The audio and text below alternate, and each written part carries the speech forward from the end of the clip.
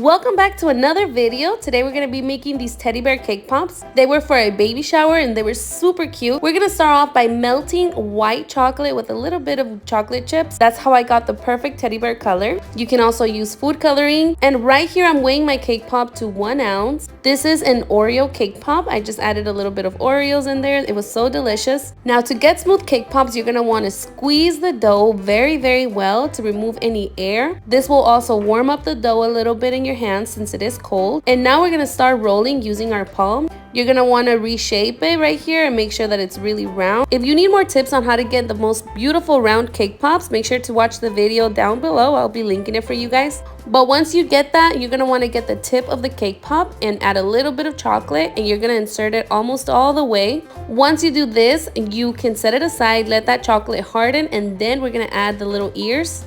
It's really helpful to have a cake pop base when you do this because you have somewhere to set your cake pop. You can also use styrofoam. But again, right here, we are squeezing the dough and shaping our ball. If you guys need more help on how to make cake pops, let me know and leave your comments down below so we can make more tutorials.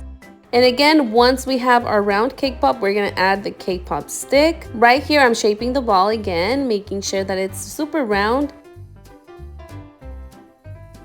Now for the ears, we're going to be using candy melts. I'm just going to dip a little bit of the candy melt in chocolate, and then I'm going to secure that on the cake pop.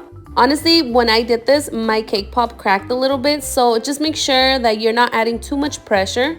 But if it does crack, you can just seal it with a little bit of chocolate. As you guys can see right here, it cracked, and you guys want to make sure to fix that before you dip it in chocolate. I didn't show you guys, but I fixed it with my hands, and then I added more chocolate to secure it.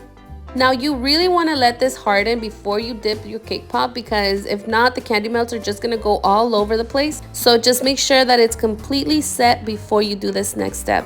I'm not going to be going over how I melted the chocolate in this tutorial. If you guys need me to make another video on that, let me know. I will do it for you guys. But I kind of just wanted to get to the point and show you the actual tutorial. Right here, I am tapping off all the excess chocolate. By the way, I am using Sweet Tooth Fairy chocolate. I know Michael's already switched to the craft melts. I already tried them. They're really good. You get a really great consistency without having to add vegetable shortening or anything. And do you guys see this crack on the cake pop? That happened because either my chocolate was too hot or my cake pop was too cold. Just make sure that you're using the right temperature. If you guys again need more help, let me know.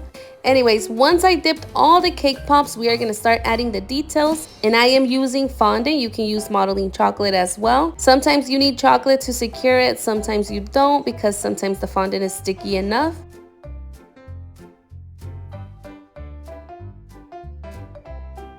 And now we're going to stick on the eyes, the nose, and I am just using fondant. These are pretty basic. The eyes are just 2 little circles. The nose is a little triangle.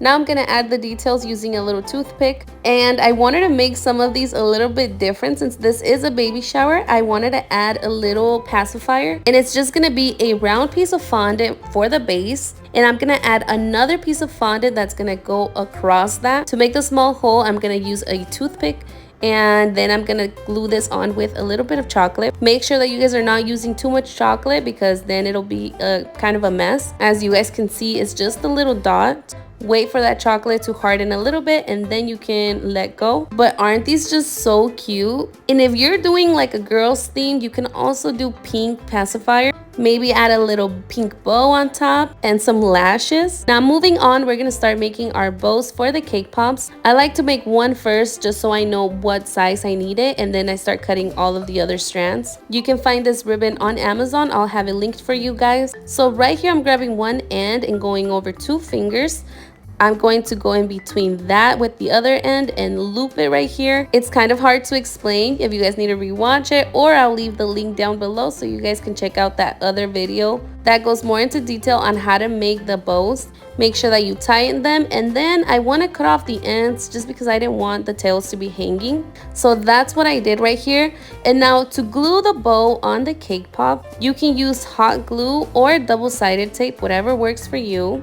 always make sure that you're cleaning your cake pop stick. This takes you from an average looking cake pop to a really professional looking cake pop. It honestly makes a huge difference. And I am using hot glue to glue the bow on here. If you guys need a vanilla cake pop dough recipe, I'll be linking it down below so you guys can check it out. If you guys have any questions, leave them down below. Don't forget to subscribe to my channel for more easy tutorials. But that is all for today. I hope you guys like this video. See you guys next time.